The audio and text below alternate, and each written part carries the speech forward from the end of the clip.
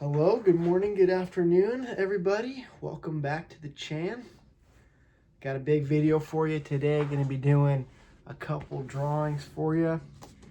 I got two pens here, and so we're going to do two drawings, and we're going to see what happens. It's been an interesting day. I woke up this morning. I had class at about 11. I did some homework, and went to class. Everything was good on time, and as I'm pulling into class, I got rear-ended. And this might sound kind of sad, but my first thought when I got rear-ended was just, I was just so excited. I don't know, I've never been in an accident where, it wasn't at least somewhat my fault. And I was like, this is entirely this guy's fault. Like, I was just sitting at a red light, and all of a sudden, I look up for my phone, and I realize that, this guy just hit me. And so I was pretty excited about it. And so I pull over, I get the guy's information, and I go out to see that my car is completely fine. So there wasn't really any chance of me getting any money out of this interaction. There was no dent in my car. Everything was fine. His car was fine.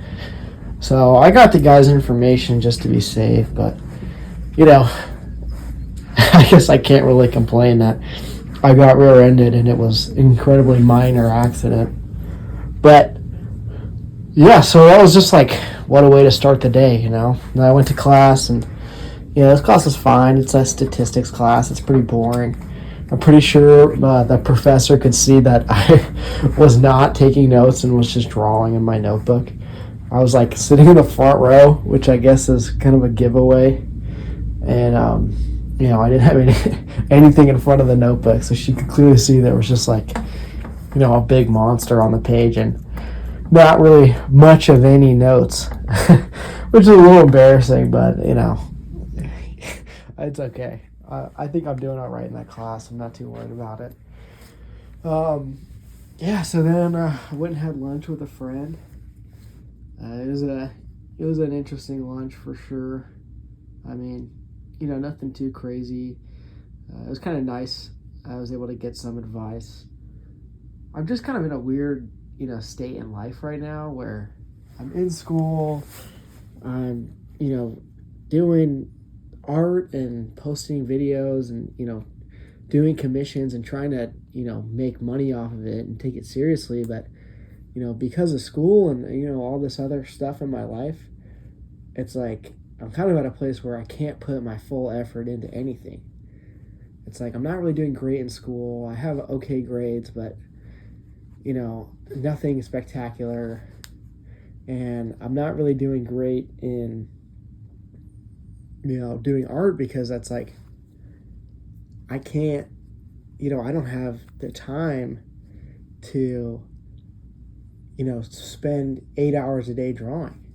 I get maybe 1 to 2 hours a day max for a drawing. And so it's like a decent sized drawing. Like some of the commissions I'm getting are taking me a week at least to do. I think I probably spent 8 or 9 hours on this latest drawing that you see in this video. And it's I don't know how much longer I can keep going at this pace where I'm just putting, so much effort into drawing because it's what I love to do. But I have all these other, things going on. I'm working too. I work for the city, and, it's just there's a lot going on, and so it's hard for me to be able to put my full effort into it. And so, I'm kind of thinking, well, what if I drop out of school? And, I've already dropped out of school once. I went to community college right out of high school for a year and a half, and I dropped out. It wasn't for me. I wasn't really doing anything. I think I was a graphic design major, but I only took one graphic design class, and I think I barely passed with a C just because the teacher felt bad for me, because it was like I didn't do any assignments the entire semester. I barely showed up to class, and I turned everything in on the last day. There was like 4 big projects, and I think I did them all in like one night. They were horrible. They like barely fulfilled the requirements of the projects, and but somehow I got a C in that class, and it was just like, community college was just not really for me. And thinking back on it, it's like I was getting paid to go to school because I had a decent amount of financial aid. And the school I was going to, it was called College of the Canyons. It had a program where you could, if you got like straight out of high school and you had decent grades, you could go to school for 2 years for free and get an AA. And so that's the program I was doing. And I failed out of it because my grades were so bad. But that first semester, they paid me like $15,000 because my financial aid money was just going straight into my bank account. And now, like, looking back, I'm like, where did all that money go? Like, I don't have any of it now. I'm sure I just spent it all on, like, McDonald's and whatever, as an 18-year-old kid. But it was like every few months I would just get a check for, like, $3,000. And now it's like I went back to school. I'm going to a private school because, I love the school and it's really awesome. And I still get a decent amount of financial aid, but, I'm in debt now. Like I have a good amount of student loans. I have like $20,000 from just this year of student loans. And because of, how poorly I did in community college, I'm essentially like, starting next semester in the fall, I will be like a second semester sophomore. And so, like, I still have a lot of college left to do. And so it's like, if I want to do college in like a feasible way and, be any sort of like financially responsible, like I want to put in all my effort and crank it out as quick as I can. Or, I could go back to community college and start taking classes there instead of the school that I'm at, which is really expensive. It's called the Masters University. And, take classes there at the community college. And that would definitely be a cheaper option. But then I'm kind of right back where I started. And it's like, there's a reason why I was doing so poorly there. I didn't really have any motivation. And so, I just am trying to kind of figure out what to do with my life at this point. I'm sort of at a crossroads where what I love to do, which is art, and what I want to pursue, which is art, and what I feel like I should be doing, which is, doing the responsible thing, getting a degree, and at least trying to get some sort of return on investment for all the money that I spent on school. And, this money that I spent on school, which I don't even have. And it's like, if I drop out, it's like, then I have to start paying back those loans. I'm working pretty much minimum wage right now. I work for the city. I get, maybe 10 hours a week max. And it's like, I'm doing commissions, but, I don't know how long I'm going to be getting work from that, or like how much I'm going to be getting from that. So it's like, I don't know. It's just a lot to kind of balance and take in and decide on. And so, it was just kind of nice to talk it all over today.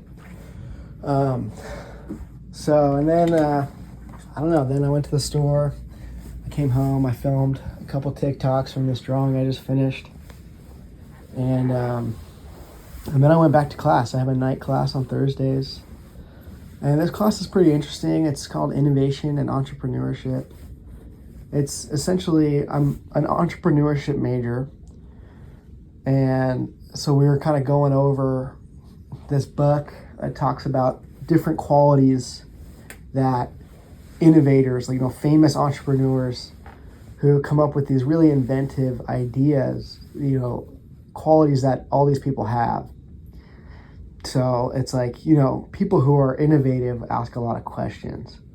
And people who are innovative are able to make associations between things that are seemingly unrelated.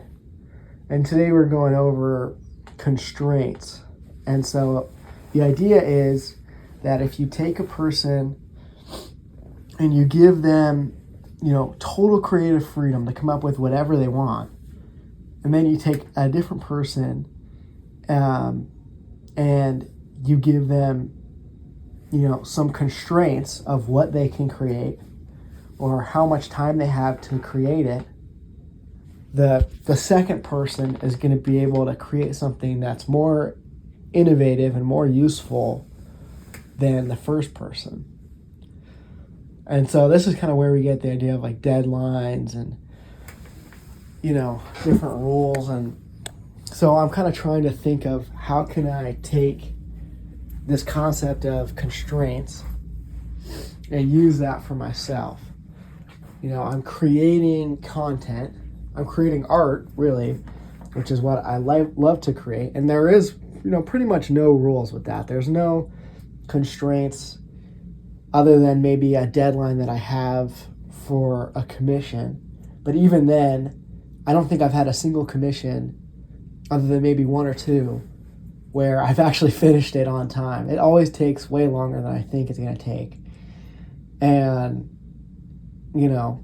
but I'm creating this content. I'm trying to think, what are some rules that I can make for myself that are going to make me, able to create a better product, a better video, a better TikTok, a better, Instagram post, whatever it is.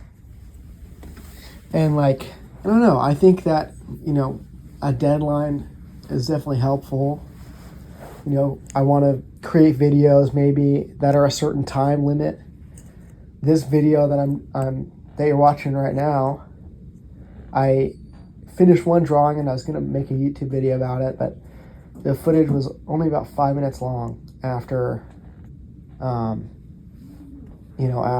the time lapse and the intro. And so I decided to just wait and combine it with another drawing. And so now it's been like a month since my last YouTube video, and but now I have a 15-minute video. So, that's, something that I could use, or, maybe it's something like, I don't know. I don't know what else it could be. My professor was telling us that, he used to work as, at this video game company. So it was video game design, and it was in the early 2000s, and it was this company came to them. They're a cartoon company, and they wanted to create a game for the Game Boy. And they said it had to be done in 3 months, which is crazy, even for a Game Boy video game.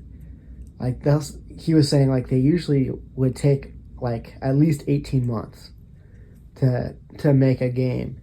And so to do it in 3 months was insane, but they gave them, complete creative freedom otherwise. And so he pitched this idea to his team, and, to his surprise, they were all super excited about it. This idea of, creating a video game that in 3 months. And they ended up coming with, up with this super creative idea that no one had ever thought of for a game. It was I think it was the first game that ever was switching gravity, is what he said, at least, where instead of just jumping, you switch from running on the floor to running on the ceiling. And, they did all sorts of different levels and boss fights, and it was simple but fun, and it got great reviews. And it was all because they had this kind of impossible deadline. And so, when I think about how can I, make deadlines for myself that are reasonable, but also push myself to create, better things and better artwork. And, maybe my videos will be better if I'm making more simple drawings. I mean, this drawing took me, like I said, 9 hours to do. But it's if I'm doing something simpler, are people going to resonate with that more? And, you know, is that going to be better received? And that takes me less time to do. And so, you know, maybe that's something I need to think about. You know, giving myself, you know, deadlines of, I just need to make something every week or every, you know, 3 days. Or, you know, have something to post every single day. Because, you know, it's like I can create different videos with the same drawings. It's like, especially on TikTok, it's like, you know, I'll make a drawing and I'll make like 3 or 4 videos from the same drawing.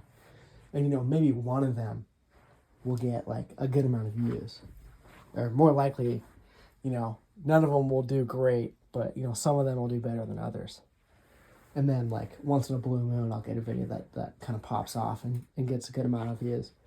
And so, I don't know, I'm just kind of trying to apply some of these principles that I'm learning in class.